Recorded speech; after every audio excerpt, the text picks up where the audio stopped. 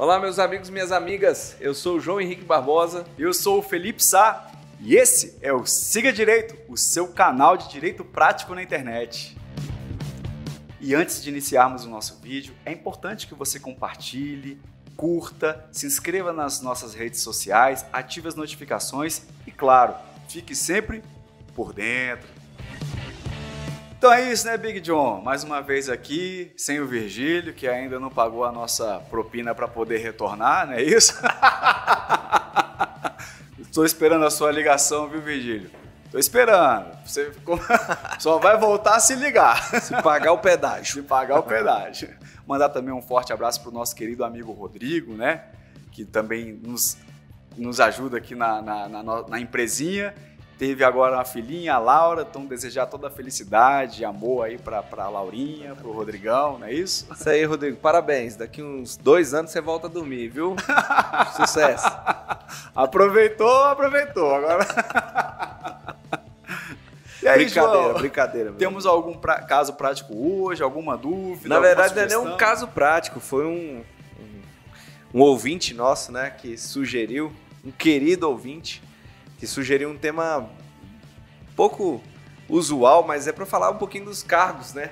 Das funções que existem num cartório. Ele legal, perguntou, ficou com dúvida, falou, olha, vocês falam muito sobre escrevente, sobre auxiliar, sobre tabelião, mas o que cada um desempenha, desses personagens ele faz dentro de um cartório, né? Muito bacana, então. Legal. E ele até falou de um caso prático, falou, eu chego no cartório, levo um documento lá, eu vejo que tem uma pessoa que olha, a outra que confere, a outra que assina, e depois isso vai lá para dentro, para a mão de uma outra pessoa. Por que essa dinâmica? Por que isso acontece, né? Legal. Importante saber, até porque existe toda uma lógica para esse trabalho, né, João? Ele não é feito de uma maneira assim automática. Sem dúvida. Né? Tudo tem um fundamento, inclusive jurídico, né? Exato. Tudo é feito porque deve ser feito, né? Então, nós temos várias funções. A primeira delas dentro do cartório e uma das mais importantes é a do auxiliar notarial, né? O auxiliar registral, que são as pessoas que estão na linha de frente.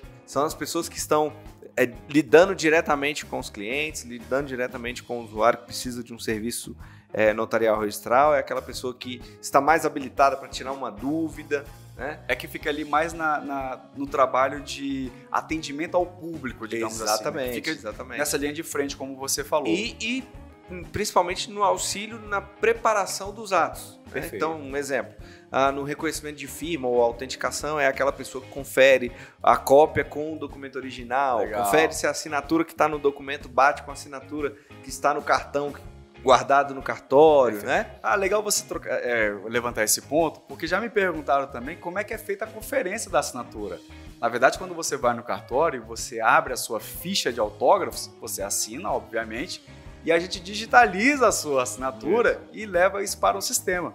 Então, quando você voltar lá no cartório e a gente precisar averiguar a sua assinatura, então a gente vai colocar o seu CPF, seu nome ou algum dado seu, e a sua assinatura, aquela que você assinou no cartão físico, estará lá no computador, e por isso que a gente faz essa análise. Isso, né, João? E o auxiliar é a pessoa preparada para poder fazer essa conferência. Exato. Inclusive treinada e muitas vezes, né?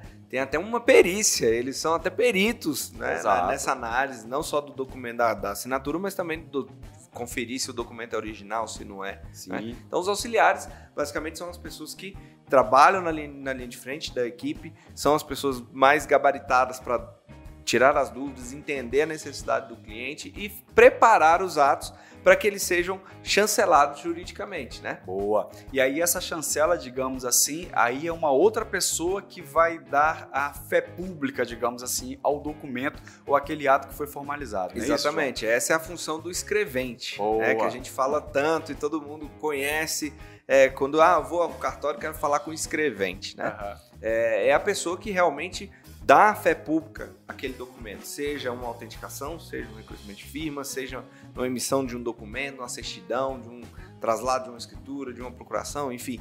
É quem valida e diz para o mundo jurídico, olha, esse documento é válido, ele foi produzido na minha frente, ele tem segurança jurídica, ele é legalmente constituído. É o famoso dou fé e assino, não é isso? Ou em testemunho da verdade, né, João? Exatamente, ou seja, aquela pessoa que em termos práticos, é quem realmente garante para a população que aquele documento é fidedigno, né? Ou seja, eu entro num cartório, normalmente eu preciso passar, digamos assim, por um setor de auxiliar notarial, né? Não é nem um setor, perdão. Eu preciso ter a função de auxiliar notarial para aprender a lidar justamente com o atendimento ao público, manusear documentos, conferência, toda essa questão, para que lá na frente, estando habilitado, eu possa me tornar um escrevente. Seria basicamente isso. Até porque, né, Felipe, a função do escrevente, assim como outras atividades públicas, que a nossa atividade é uma atividade de natureza pública. Exatamente.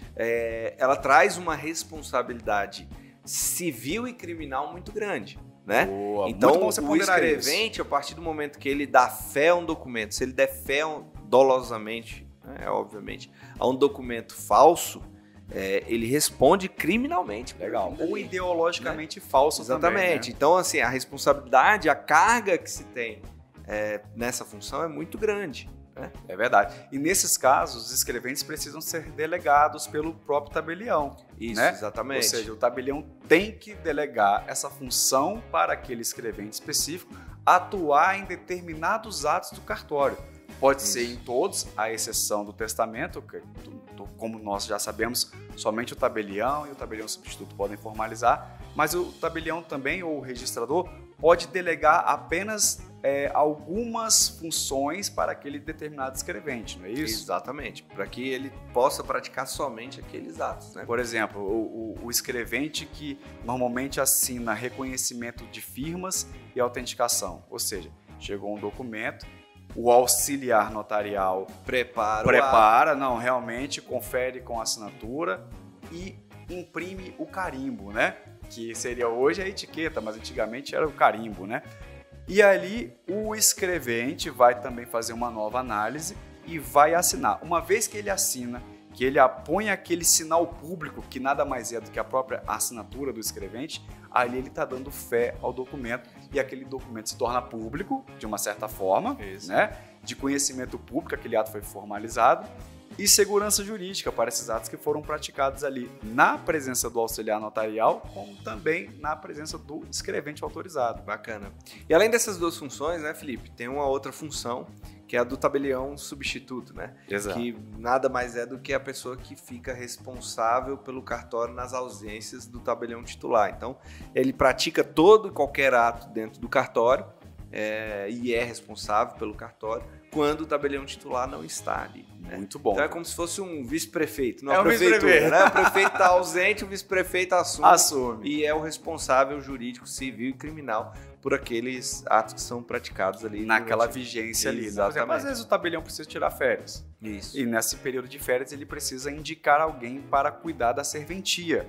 E aí ele vai nomear ali um dos substitutos para que naquele período do seu afastamento, por férias ou qualquer outra situação, às vezes até por saúde também, né? Já vimos alguns casos, né? Então ele precisa designar alguém que ficará responsável pelo cartório naquele momento, naquele período. E nesse caso tem que ser o tabelião substituto. Exato. Né? E assim, né, Felipe, além desses 3 cargos, muita gente não sabe, mas o cartório ele tem várias outras funções, né? Nós temos funções administrativas, funções de ordem financeira, então nós temos contadores, né? Pessoas ligadas ao RH, formadas em recursos humanos. Muito bom. Né? Temos arquivista, o arquivo do cartório, de qualquer cartório, é o seu coração, então zelar pelo arquivo é muito importante para qualquer cartório. Então, aos arquivistas que estão nos ouvindo, né?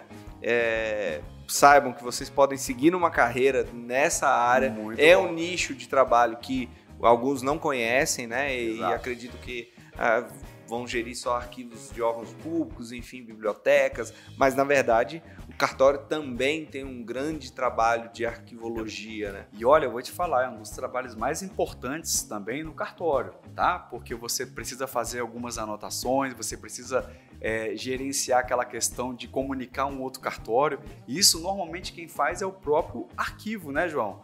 Exato, por exemplo, lembra daquela situação que você colocou, por exemplo, em que a pessoa nasce, tem a certidão de nascimento. Aí ela casou. Aquele cartório que fez o casamento tem que comunicar o cartório do nascimento. quem é que faz essa função normalmente? É o arquivo. Exatamente. Né?